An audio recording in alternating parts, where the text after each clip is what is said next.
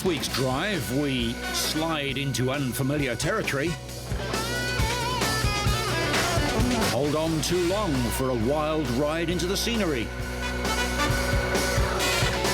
get much too close to the action, and have fun for a living in Siberia. All this and more in this week's Drive.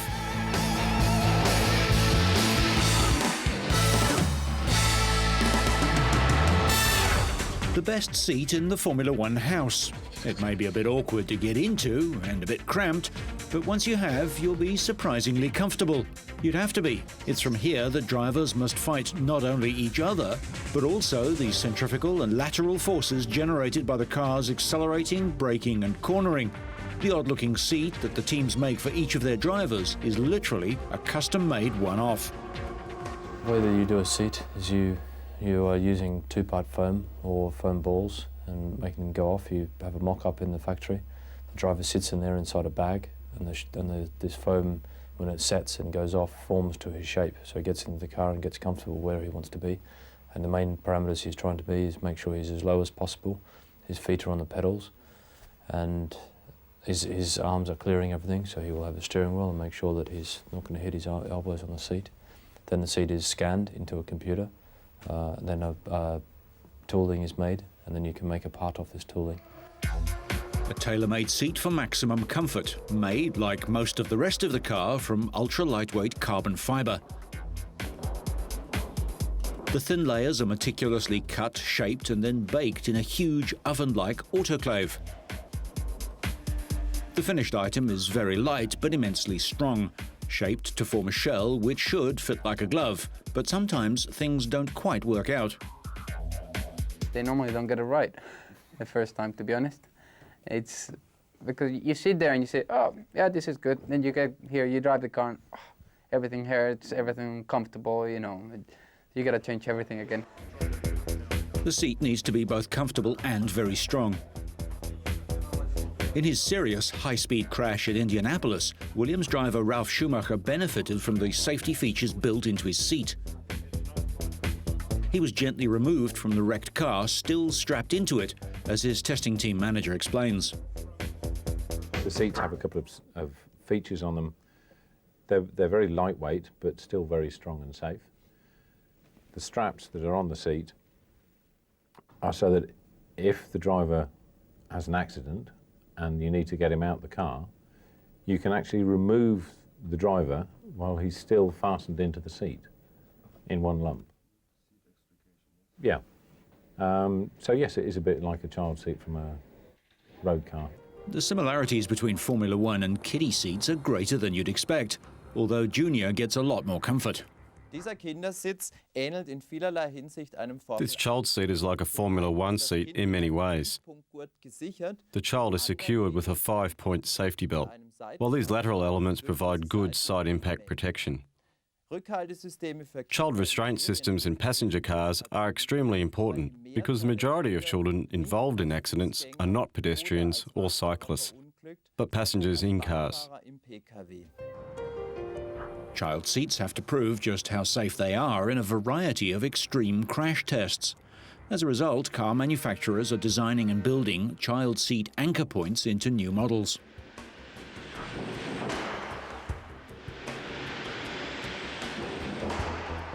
A seat can therefore only be as safe as you make it, and making sure that the occupant is safely and firmly strapped in.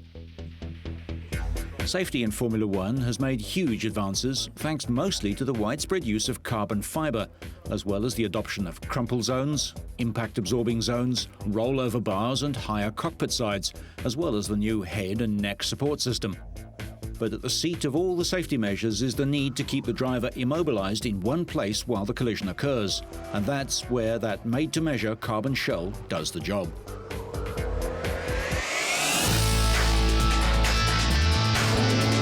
Sébastien Bourdais claimed pole position and became the first driver to break the 1-minute barrier during qualifying, and he made a decent start in Sunday's race before things got crazy into the very first turn. Bourdais fell from the pole to 13th position when he and his teammate Bruno Junqueira collided, when Junqueira, starting outside Bourdais, got a better run into the first corner. He cut inside Bourdais as both drivers started braking, and the two cars bumped coming out of the turn. Bourdais spun with three other cars as Junqueira grabbed the lead. A crash at Road America had already put a strain on the relationship between the teammates. But just as he has all season, Bourdais proved to have the car that no one could match. He passed 4 cars to move into 9th place within 10 laps and kept working his way through the 1.65-mile course and passed Paul Tracy with 10 laps left, going on to win for the 5th time this year. Bourdais took the checkered flag 7.4 seconds ahead of Tracy, celebrating the victory with a few donuts in front of the fans and a series of fist pumps as he headed to the pits. Junqueira was 3rd.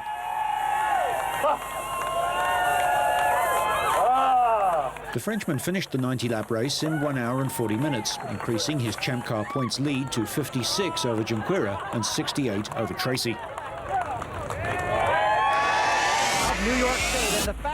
It was a dry day for racing as the sun came out at the famous 11-corner Western New York track. Despite an upset stomach, Tony Stewart started 4th after qualifying was cancelled because of a wet track, and the field was set by team points.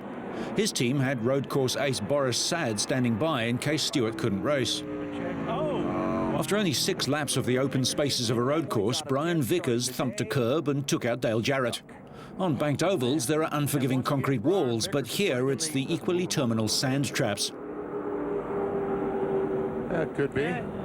Later on, lap 16, Greg Biffle ran into the rear end of Sterling Marlin's car as Marlin spun and hit the tyre barrier. Biffle continued, but Marlin's day was over. Then, on lap 31, with no one around him, Hermie Sadler locked up his front wheels and went off the track into the gravel trap. Later, he will be black flagged for driving too slowly. On the next restart, Scott Wimmer spun off at turn 1, managed to avoid contact with any other cars, kept his motor running and was able to continue. Nobody touched him. Not so lucky was Brendan Gaughan, who also spun out with 18 laps to go. He went a couple of feet into the sand trap, off the first turn, and was stuck. Look at the rocks coming out already. From the other off course. Other rock excursion. Should have been. Stop short, stop short, stop short. Oh, no. Just about 6 feet. Yep. That's too bad. Overcoming the physical cramps that Despite his illness, Stewart won the race with an average speed of 92 miles an hour in a race slowed 5 times by 11 laps of caution. There were 13 lead changes among 9 drivers, and last year's winner, Robbie Gordon, finished 16th. The 2002 Series and Watkins Glen champion also got his 2nd win of the season and the 19th of his career.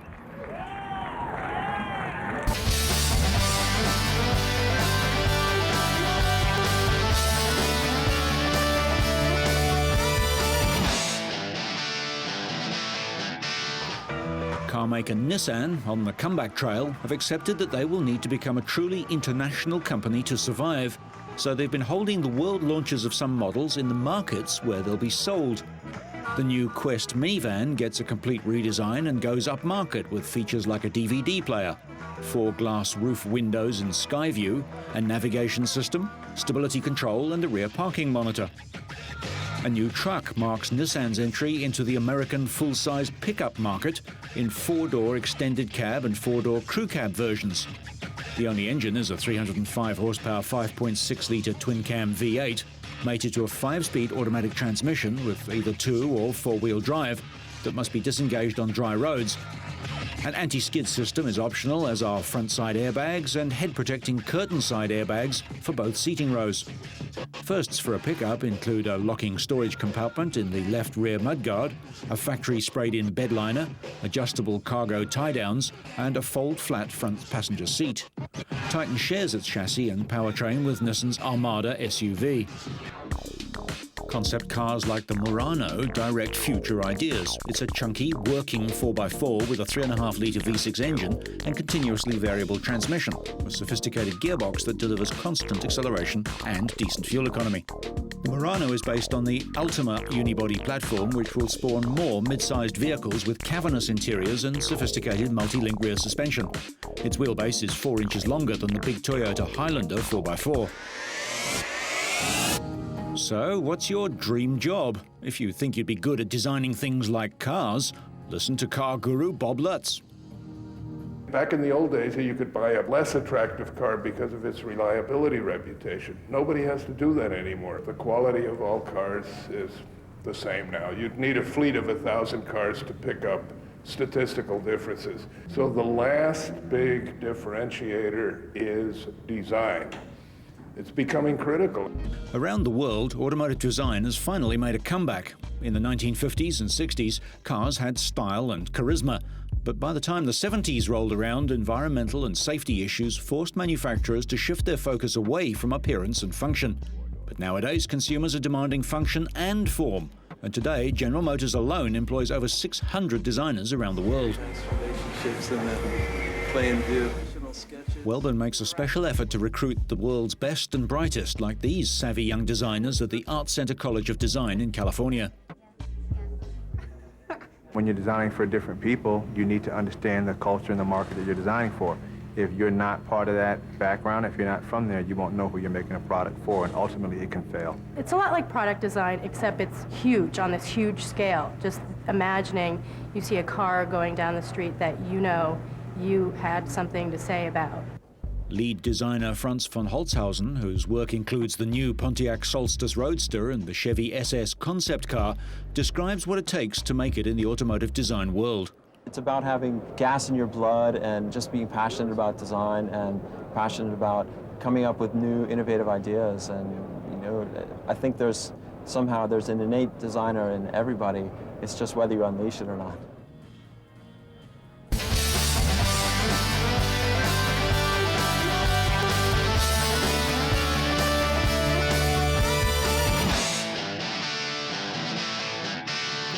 After the World Cup, the Speedway Grand Prix season resumed in Gothenburg, where riders set out in pursuit of championship leader Jason Crump in the 6th round.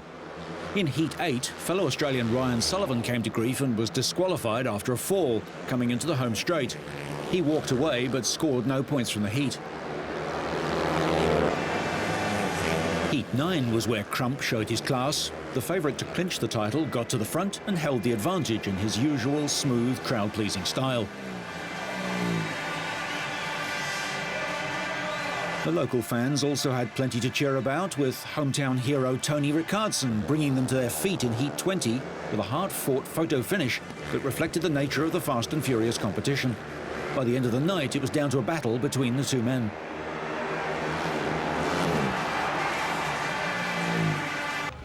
As always, the Australian champion had plenty of support, but his challenge came from Danish rider Hans Andersen, who would wrap up victory in the final heat. Coming into the 4th and final lap, Andersen held the lead, but had to hold his nerve too, with Crump breathing down his neck. Showing great poise, Andersen held his form to cross the line first in the heat, and first on the night. Going into the latest round, the popular winner was in 19th place on the riders' table, but left the Ullevi Stadium with both his prospects and his confidence boosted.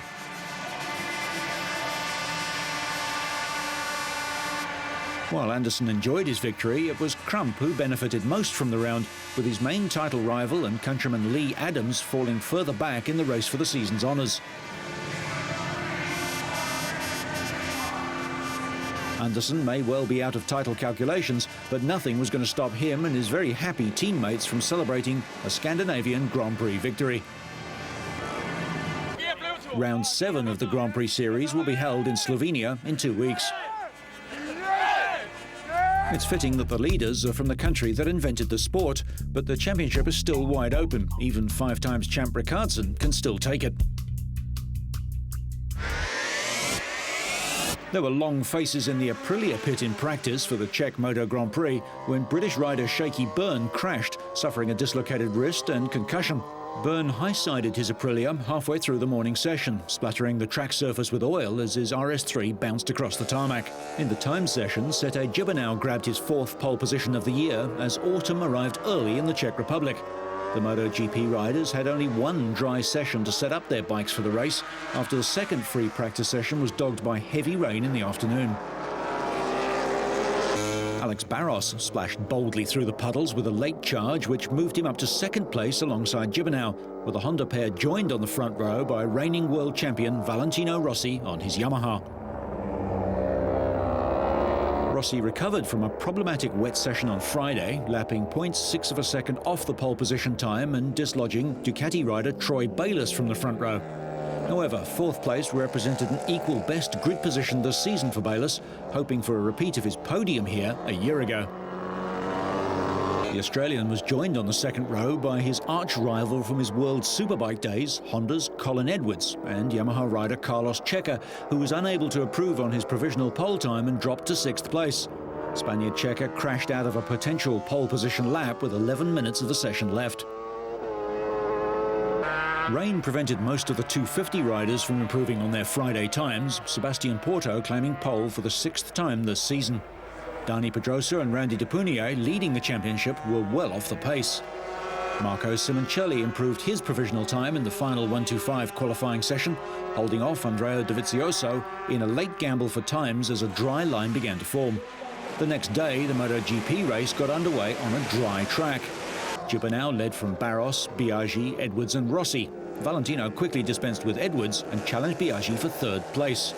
Biaggi passed Barros for second on lap 3 and Rossi relegated Barros to fourth a lap later, as Gibernau took an advantage of this battle to stretch his lead to nearly a second.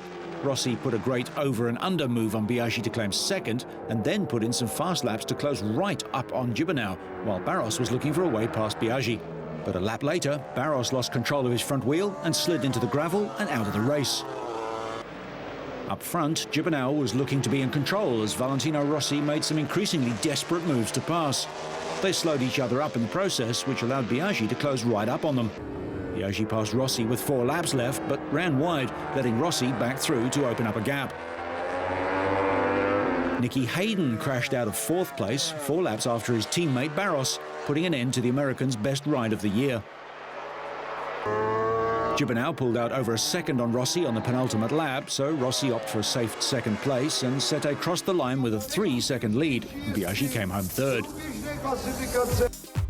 Gibernau's third win of the season closes the gap slightly in the championship. The Spaniard has 167 points to Rossi's 184, but that 4th consecutive title has moved a step closer.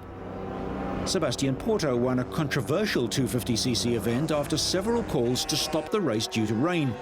Dani Pedrosa grabbed the lead between showers, but could only watch as Porto and DePunier both went past, sealing a 1-2 for Aprilia and their 100th victory in the class. Third place for Pedrosa cuts his championship lead to 30 points from DePunier, with Porto a further 13 points back. In the 125cc class, Lucas Pesek was one of several riders to crash out. Title contender Casey Stoner was another. Jorge Lorenzo took another breathtaking victory with a last lap charge. Andrea Dovizioso had looked set to win but was hauled in and had to fight to clinch second place. Roberto Locatelli fought up from 30th to take third, and Hector Barbera could only manage 7th, strengthening Dovizioso's title lead. The young Italian leads Locatelli by 36 points. Scottish actor Ewan McGregor recently roared into New York's Battery Park on his dusty BMW 1150cc motorcycle, ending a 20,000-mile jaunt from London that he took with fellow actor and best friend Charlie Boorman, who rode an identical bike. The big and rugged machines have been the preferred choice of seasoned long-distance globetrotters for over 20 years. The 33-year-old McGregor, made famous by his appearances in the Star Wars films, and Boorman took a little over 3 months to complete a road adventure through Eastern Europe and some hostile terrain in Mongolia, Siberia and Alaska. It was a good excuse to ride motorcycles for a very, very long length of time. And that was it. That was bottom line, that was it. Yeah. Charlie and I, our friendship's been based around about motorcycles for about 9-10 years now, and it was just, we'd done everything else. It was, well, no, we haven't actually. We've got lots more to do, but it was a good excuse to ride bikes for a very long time. McGregor and Boorman, who underwent survival training with ex-soldiers before embarking on the trip, filmed much of the journey themselves using handheld and bike-mounted cameras. The cameraman joined them at certain points along the way. Right now, it's really overwhelming to just have rolled into New York and to have had a dream to ride around the world and to have dedicated ourselves for 8 months now to do it, and to be standing here having done it. It's just quite an enormous feeling, and it's quite overwhelming, really. So it's difficult to explain how you feel. I mean, there's so many wonderful memories from it, and they'll keep flooding back for the rest of our lives, I think. The leg through Mongolia was probably the most difficult. So what's next for the actor? I have no idea. I don't have any plans at the moment. I just want to ride my bike a bit more, which is crazy after almost 20,000 miles. You shouldn't really want to get back on it, but I just want to keep going. It's an addiction. It is. It's a drug. It's a good drug. Yeah. Their personal diaries and the pictures they took along the way will be published as a travel memoir entitled Long Way Round in November. It's a dream trip for many motorcyclists, and anyone looking for a ride buddy can call me anytime. So there is a road route.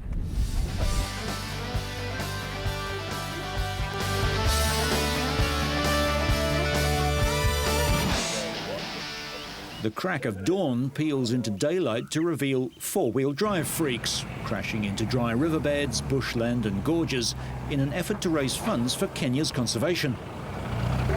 Give them a car, a map and a large expanse of unspoiled Africa and let them loose. It's a crazy challenge, only for those who are brave enough to face the African wilderness at its most rugged, and who like to have a huge amount of fun. Cliffs, swamps, dense thorn and large fierce territorial mammals are the obstacles, and many entrants fall by the wayside. Those who make it through are rarely unscathed, yet all keep coming back for more, year after year, in the name of the Rhino Arc. Begun 8 years ago, Ken Kule, chairman of Rhino Arc, said the idea for an off-road car endurance event came from a small group of safari rally enthusiasts whose notion of a family outing was to drive across the country exploring wild and remote areas. The Rhino Charge has grown to a colossal size during the 8 years in which it has existed, and with each entrant, organisational facility and checkpoint being sponsored, it's become a major feature on Kenya's fundraising as well as sporting and entertainment calendar. The event attracts adventurers from all over the world. Young and old join together with 18 to 80-year-olds competing and hundreds of families and friends supporting from the roadside and the bar. Teams take part in all kinds of vehicles, and well-known rallying enthusiasts from Kenya are joined by teams from South Africa and the UK, including a squad from the British Army. This cause to go out and build a fence up there if we were to look after our ecosystem. Kenya needs an ecosystem. We have to have rain. The race is currently the largest fundraiser for a fence being built around Kenya's Aberdares rainforest, home to the endangered black rhinos. The fence doesn't just keep poachers out, it also helps to protect people living in the area. Preserving the Aberdare ecosystem is all the more important because 5 of Kenya's largest rivers begin there. This year, 65 teams of fanatical drivers headed into the bush to drive the shortest distance between 13 checkpoints. The annual event has a different course every year, and participants are never aware of their route until the night before. This year's race raised around $400,000, an amount that will go a long way in helping the cause. It's also not cheap to take part in the race. Every car must raise at least $1,300 for this competitive event. The winner of this year's race, Rob Collins, driving his Range Rover, may have had a lot of car trouble, but he managed to win by driving the shortest distance of just 6.377 kilometres. Fun, adrenaline and bush bashing aside, these machines and animal lovers did indeed raise a good amount towards their country's conservation.